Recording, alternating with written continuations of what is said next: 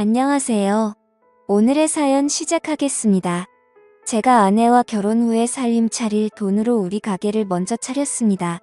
사실 가게 오픈하고 초반에는 잘못된 선택을 했나 싶을 정도로 방황을 많이 했습니다. 장사가 많이 안 되었거든요. 아내는 정말 아름다웠습니다. 하얀색 주방 유니폼이 그렇게 잘 어울리는 사람은 세상 어디에도 또 없을 것 같네요.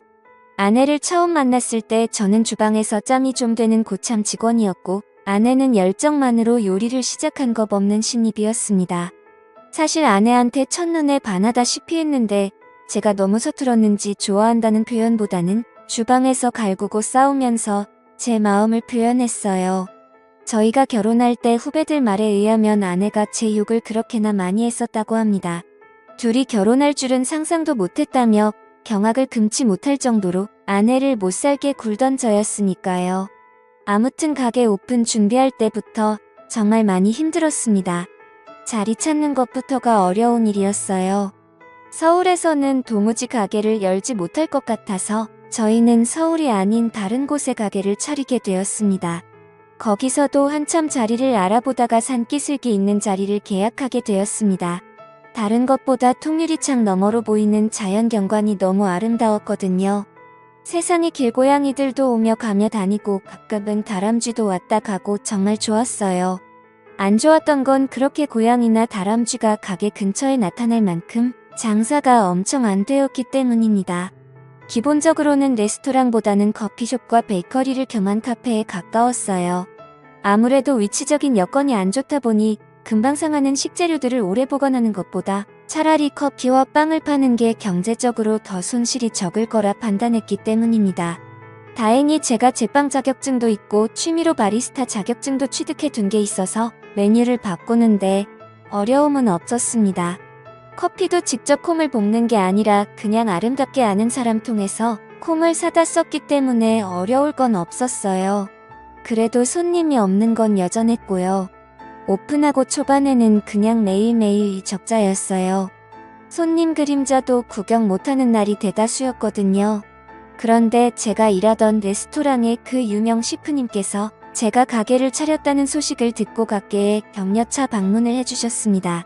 아직도 개인적으로 너무 감사함을 느낄 정도로 신세를 졌다고 생각합니다. 그분이 자기 인터넷 페이지에 저희 가게를 소개해준 덕분에 그 사진을 보고 손님들이 하나 둘씩 가게를 찾아왔기 때문입니다. 저와 아내를 매료시킨 자연경관은 여타 다른 손님들에게도 똑같이 작용했나 봅니다. 그렇게 제 가게는 순식간에 입소문을 타게 되었고 그 뒤로부터는 손님도 붐비기 시작했어요. 자리 때문에 가게를 워낙 저렴하게 얻었기 때문에 빈 공간을 늘리는 게 아쉬워서 매일매일 빵 만드는데 도와주느라 지루한 아내를 위해서 점심과 저녁 메뉴를 추가해서 아내가 요리도 할 수 있는 여건을 만들어줬습니다. 집 안 사고 가게를 차리기 잘했다는 생각이 들 정도로 엄청 바빴습니다. 하지만 그만큼 돈도 많이 벌었고요. 저는 아무래도 빵만 만들면 되다 보니까 아침에 웬만한 거 다 준비해두면 그 이후로는 사람 하나 쓰는 게 편해서 사람을 쓰기 시작했어요. 아내는 점심 저녁 음식을 만들어야 하는 이 가게에 매몰될 수밖에 없었고요. 그렇습니다. 잠시나마 성공에 심취해서 제가 거만해졌던 거예요. 일에 시달리는 아내를 지켜보지 못했습니다. 그저 예전보다 돈을 훨씬 더 잘 벌게 된 제 자신에 심취해서 그 이후로는 제가 무슨 성공한 사업가라도 된 것처럼 인맥 관리한다고 밖으로 쏟아내는 게 일이었어요. 아내는 그런 저를 보고도 묵묵히 자리를 지켜줬습니다. 아내가 과로로 쓰러진 건 조금 지나서의 일입니다. 주방을 정기적으로 청소하기로 한 날이었는데 그날은 제가 뭐 그렇게 기분이 좋았는지 직원들 데리고 회식하겠다고 청소는 나중에 하자고 고집을 부렸어요. 음식점의 기본은 깨끗한 주방인데 솔직히 그날은 그냥 술이 마시고 싶었나 봅니다. 아내는 끝까지 청소를 해야 한다는 입장이었고 저는 놀 때 놀고 일할 때는 일하는 거라며 고집을 부려 혼자서라도 청소를 하겠다던 아내를 뒤로하고 저는 직원들과 근처 삼겹살집으로 향했어요. 한참 노래방에서 밤새 술 마시고 놀며 회식을 즐기고 있는데 직원 중에 한 명이 사모님한테 전화가 왔다고 말해줬어요. 늦게 온다고 잔소리나 하려나 보다 하고 저는 안 받는다 전화를 무시하고 신나게 놀았고요. 새벽 한참 때가 돼서 얼큰한 몸을 이끌고 집에 돌아왔는데 청소 끝내고 돌아와 있어야 할 아내가 집에 없더라고요. 제가 고집 부린 걸로 삐져서 친정이라도 갔는가 보다 하고 올라오는 술 기운을 이기지 못해 저는 그냥 잠에 들었습니다. 아내가 잘못된 걸 알게 된 건 그 다음날 술이 덜 깬 상태로 다급한 직원의 전화를 받고 나서였어요. 청소에도 혼자서 주방일에 시달리던 아내가 혼자서 주방을 청소하다가 과로로 쓰러진 겁니다. 과로로 인한 급성 뇌경색이었고 이미 아내를 발견했을 때는 손 쓸 방도가 없었어요. 그렇게 아내를 떠나보냈습니다. 그때가 돼서 반성을 해봐야 이미 늦은 뒤였어요. 저 때문에 아내가 그렇게 되었다는 생각에 가게도 내팽개쳐두고 혼자서 방황을 많이 했습니다. 아내를 떠나보내는 그날의 친정에서 장인 장모님이며 처제까지 와서는 제 멱살을 주고 흔드는데 아무 말도 하지 못하고 눈물밖에 보일 수가 없었습니다. 그렇게 반년 정도를 가게 문도 열지 않고 방황을 했습니다. 아내를 잃은 슬픔과 그 책임이 저에게 있다는 사실에 정말 힘겨웠어요. 하지만 이렇게 사는 내 모습을 본다면 아내가 과연 좋아할까 하는 생각이 들었습니다. 그리고 아내와 제가 함께 이룬 꿈이었던 저의 가게를 끝까지 지켜내는 게 제가 해야 할 일이라는 생각이 들었습니다. 그리고 다시 가게를 열었어요. 반년이라는 공백은 굉장히 길었습니다. 오랫동안 호흡을 맞춰온 직원들은 이미 새로운 일터를 찾아 저를 떠난 뒤였고 저 혼자서 가게를 꾸려나가야 했습니다. 어려운 건 없었어요. 자리를 비웠던 시간만큼 손님도 떨어졌고 저는 제가 늘 하던 대로 아침에 일찍 나가 빵을 굽고 점심과 저녁에는 아내가 짜놓은 메뉴대로 음식을 하면 되었거든요. 저도 요리를 하던 사람이기 때문에 아내만큼은 아니지만 어느 정도의 맛을 낼 수는 있었습니다. 다시 가게를 열었다는 소식에 감사하게도 그동안 자주 와주던 단골 손님들은 시간을 내서 가게를 찾아와 주었습니다. 아내의 소식을 들었다며 건네는 심심한 위로도 듣고 가끔씩은 자주 오겠다며 저를 응원해줬어요. 이렇게 소소하게 장사를 하며 가게를 이어나가고 있던 어느 날 아내가 있을 때는 가게의 시그니처 메뉴라고 해도 무방한 봉골레 파스타가 제가 음식을 하기 시작한 이후로는 판매량이 급감했다는 걸 깨닫게 되었어요. 얼굴을 트고 지내는 단골 손님들한테 혹시 저의 봉골레 파스타가 아내의 것과 다른 게 있냐는 질문을 했는데 그들에게서 하나같이 여전히 맛있지만 평소에 즐겨 먹던 그 맛이 아니라서 생각보다 손이 가지 않는다는 말을 들었습니다. 아내와 메뉴를 만들며 레시피를 같이 짰는데 뭐가 그렇게 다른가 하는 생각이 들어서 그 자리에서 제가 시식을 해봤습니다.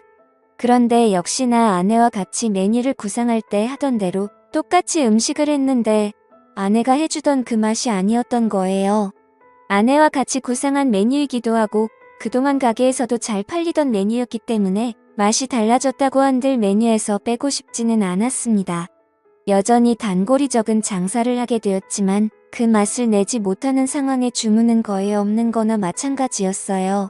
어느 날 평소와 같이 새벽 일찍 출근해 혼자 분주하게 주방을 오가며 빵을 만들고 있던 어느 날이었습니다. 오픈 시간이 아직도 한참 남았는데도 불구하고 밖에서 누군가 문을 두드리는 소리가 나서 나가봤어요. 깜짝 놀랐습니다. 아내가 살아 돌아온 줄 알았어요. 눈앞에 서 있던 건 아내가 아니라 아내의 여동생 처제였습니다. 아내가 그렇게 된 것에 대해서 저의 책임이 분명했기 때문에 아내가 떠난 뒤로는 처가와는 연락을 끊고 지내고 있었습니다. 아내와 닮은 처제의 모습을 보고 놀라기도 했지만 아닌 꼭두 새벽에 처제가 가게까지 찾아왔으니 저는 정말 놀라고 말았죠. 처제는 카운터 쪽 바에 걸터 앉아 빵을 오븐에 집어넣고 있는 저를 바라보고만 있었습니다. 별다른 말은 하지 않고 아내가 있었다면 이리저리 분주하게 돌고 있었을 동선을 아쉬운 듯이 계속 바라보고 있었습니다. 빵의 준비가 다 끝나고 저는 처제에게 다시는 못 볼 줄 알았는데 여기까지 어쩐 일이냐고 물어봤어요. 처제는 시큰둥하게 가게를 다시 열었다는 소식을 듣고 찾아와 봤다고 하더라고요. 제가 어떻게 지내는지 확인도 할 겸사겸사요. 연락은 하지 않았지만 장인 장모님도 걱정을 많이 했는데 이제 이겨내고 잘 지내는 것 같아서 보기 좋다는 말을 해주더라고요. 혼자서 계속 가게를 기웃거리던 처제에게 새벽부터 와서 빈속일 텐데 먹고 싶은 거 있으면 말하라고 했어요. 처제는 저에게 봉골레 파스타를 해달라고 하더라고요. 아내가 제일 자신 있어 하는 메뉴란 걸 알았는지 의외의 부탁에 적잖이 당황했습니다. 이윽고 저는 요리를 끝내 처제의 앞에 접시를 올려주었습니다. 처제는 한술 아내의 요리를 따라한 저의 음식을 맛보고는 이게 아니라는 말을 하더라고요. 그러더니 아내가 입던 앞치마를 메고 주방으로 들어갔습니다. 그리고는 제 앞에 봉골레 파스타를 한 접시 내왔어요. 아내가 담은 것과 비교하면 엄청 서툰 플레이팅이었지만 그 맛은 아내가 만들어주던 그 맛 그대로였습니다. 저는 깜짝 놀랐어요. 처제한테 이건 아내의 맛이라고 어떻게 재현해낸 건지 알고 싶다고 솔직하게 말을 걸었습니다. 처제는 조용히 저를 주방으로 부르더니 처음부터 끝까지 모든 걸 보여줬습니다. 화이트 와인을 넣은 뒤 바지락이 열을 받아 입을 벌리기 전에 타이밍이 가장 중요한 단계라고 설명해 주더군요. 뚜껑을 열었을 때 입을 열지 않은 바지락은 직접 벌려서 꺼내주는 한이 있어도 뚜껑을 여는 시간만큼은 정확하게 맞추는 게 관건이라고 했어요. 그리고 파스타를 볶다가 올리브 오일을 얼마나 넣어야 하는지, 어느 타이밍에 넣어야 하는지 그런 세세한 부분을 전부 다 알려줬습니다. 간단한 순서 몇 가지만 바꿨을 뿐인데 저도 아내가 만들던 그 맛을 금세 재현해내고 말았습니다. 처제는 아내가 자기가 해준 봉골레 파스타를 먹고부터 요리 인생이 시작되었다고 봐도 무방하다며 자랑처럼 이야기했습니다. 그리고 이 봉골레 파스타는 오래전부터 두 사람이 만들어낸 비밀의 결정체라고 봐도 무방한 거였지요. 그리고 처제는 제 가게를 찾아온 이유에 대해서도 말해줬습니다. 인터넷에서 가게가 다시 오픈했다는 소식을 받고 그리고 봉골레 파스타가 늘 먹던 맛이 나지 않는다는 어떤 사람이 올린 게시물도 봤다고 합니다. 형부 때문에 언니를 잃게 된 걸 생각하면 용서할 수 없지만 언니의 인생이라고 봐도 무방할 이 가게에서 언니가 만들던 음식이 이젠 더 이상 맛이 없다는 말을 보는 게 더 참을 수 없는 일이었다고 하네요. 사실 다른 건 몰라도 레시피만큼은 알려줘야겠다는 생각에 찾아왔다는 겁니다. 하지만 처제도 마음이 많이 약해졌나 봐요. 아내의 맛을 찾았다고 기뻐하며 울고 있는 저를 보니 마음이 많이 안타까웠나 봅니다. 제가 아내를 털어내고 이겨낸 것처럼 자신은 물론 장인 장모님도 이제 더 이상 저에게 악감정이 없으니 언제라도 한번 처가에 찾아오라는 말을 했어요. 그날로 바로 처가에 찾아가 눈물 콧물 쏟으며 장인 장모님께도 용서를 받았습니다. 다시 찾아오는 단골 손님들에게는 다시 봉골레 파스타를 자신있게 권해줬고 아내가 남겨놓은 메뉴와 함께 가게는 점차 손님 수가 늘어나기 시작하더니 그때만큼은 아니지만 요즘은 정신없이 바쁜 생활을 하고 있어요. 봉골레 파스타 주문이 들어오면 저는 주방으로 달려가 그녀에게 주문이 들어온 소식을 알립니다. 아내가 만들던 것과 똑같은 파스타를 만들어주는 그녀는 다른 사람이 아니고 바로 아내의 동생 처제입니다. 처가에서 극적인 화해를 한 이후 장사가 바빠지면서 처제에게 주방 일을 도와줄 수 있냐 부탁을 했고 지금은 아내의 빈자리에 아내 대신 처제가 들어와서 저를 도와주고 있습니다. 다시 찾은 아내의 맛과 다시 채운 아내의 빈자리를 이제 2번 다시 놓치지 않을 겁니다. 아내가 사랑했던 이 레스토랑과 저와 아내의 가족들 모두가 앞으로 영원히 행복했으면 좋겠네요. 제 사연을 들어주셔서 감사합니다. 또 찾아주셔서 감사합니다. 매일 새롭고 흥미로운 사연으로 찾아뵙겠습니다. 구독과 좋아요 잊지 마시고 다음 사연으로 다시 찾아뵙겠습니다. 감사합니다.